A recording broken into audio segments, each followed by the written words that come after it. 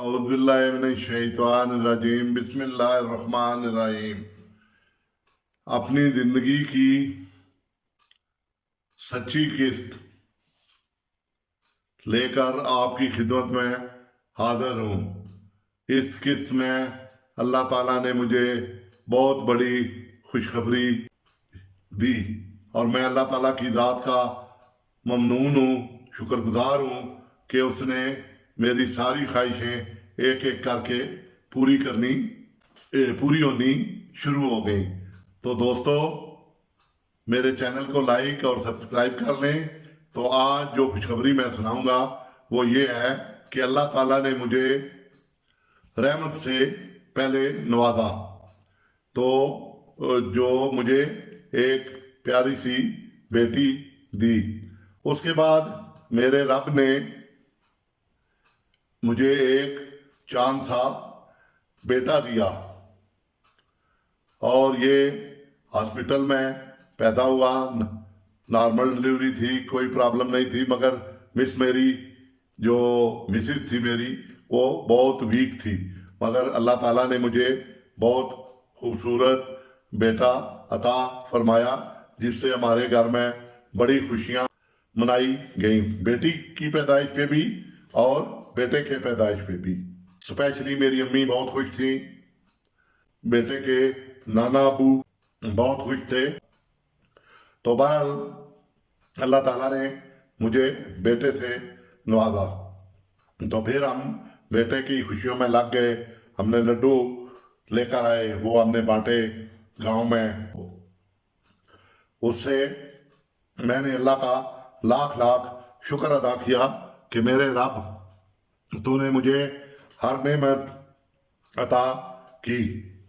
तो इस नेमत से हमें बहुत खुशियां मिली। तो अब आप ये समझ लें कि फैमिली कंप्लीट होगी। अल्लाह ने बेटा भी दे दिया और बेटी भी दे दी। मेरी हमशीरा आई, वो खुश थी, मेरे भाई थे वो खुश थे, सब यानी जितने भी फैमिली वाले रिलेटिव थे वो सब खुश थे कि अल्लाह ताला ने बेटा अता किया है।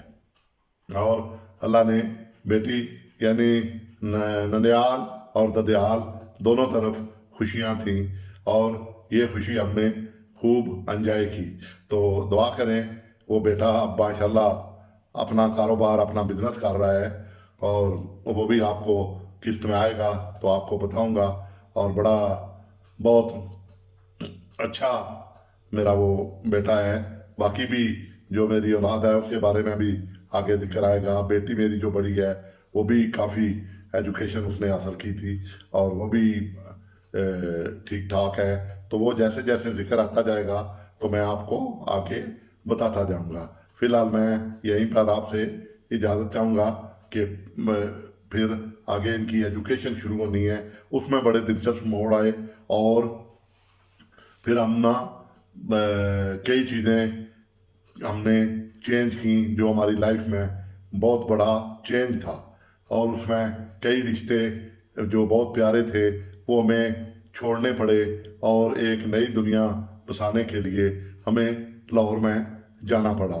तो ये मैं इंशाअल्लाह इसकी रुदात आपको अगली किस्त में बताऊंगा कि क्या वाक़या हुआ, क्या घर पे जिसकी वजह से मुझे ये घर छोड़ के और लाहौर में किराए का घर भी लेना पड़ा। और फिर बच्चों को मैंने फिर शिफ्ट किया। तो ये एक लंबी स्टोरी है, इंशाअल्लाह अगर 2-3 किस्तों में आएगी तो मैं नेक्स्ट किस्त में इसकी शुरुआत करूँगा एजुकेशन से, कि बच्चों की एजुकेशन कैसे हमने शुरू की। तो आप इजाज़त चाहता हूँ, आप मेरे लिए दुआ कीजिएगा, अल्लाह ताला मुझे सेहत दे और आप सबको भी सेहत कामला दे, आपको भी हज़ारों खुशियाँ दे। आमीन सुम्मा आमीन।